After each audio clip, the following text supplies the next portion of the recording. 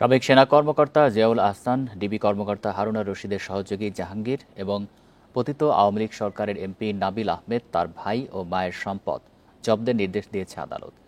একই সঙ্গে শেখ পরিবারের 4 এমপির দেশ ত্যাগে নিষেধাজ্ঞা দেয় ঢাকা মহানগর দায়রা জজ আদালত। বান্ডেল থাকলে প্রতি সেনমানিতে টাকা বাঁচবে। বিকাশ সেনমানি বান্ডেল কিনে জিতুন প্রতি লেনদেনে। জুলাই অভ্যুত্থানের পর দুর্নীতি ও অনিয়মের মামলায় আওয়ামী লীগ ও তাদের সহযোগীদের সম্পদ জব্দের আদেশ দেয় আদালত।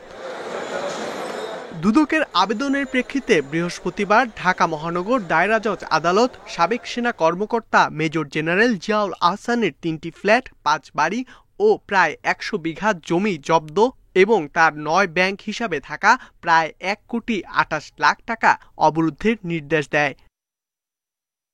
একই দিন ঢাকা মহানগর দায়রা জজ জাকির হোসেন গালিবের আদালত যশোরের সাবেক এমপি কাজী নাবিল আহমেদ, তার ভাই কাজী আনিস আহমেদ, কাজী ইনান আহমেদ ও তাদের মা আমেনা আহমেদের স্থাবর সম্পদ জব্দের নির্দেশ দেয়।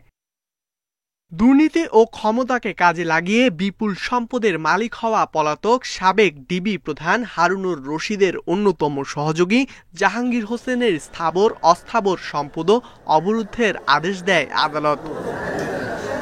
বৃহস্পতিবার দুদকের আবেদনে শেখ পরিবারের একাধিক সদস্যের দেশ ত্যাগের নিষেধাজ্ঞা দেয় আদালত।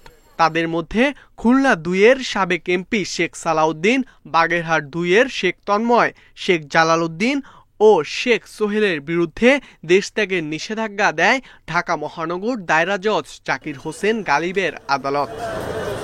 ইকরামুল কবির, ইন্ডিপেন্ডেন্ট নিউজ, ঢাকা।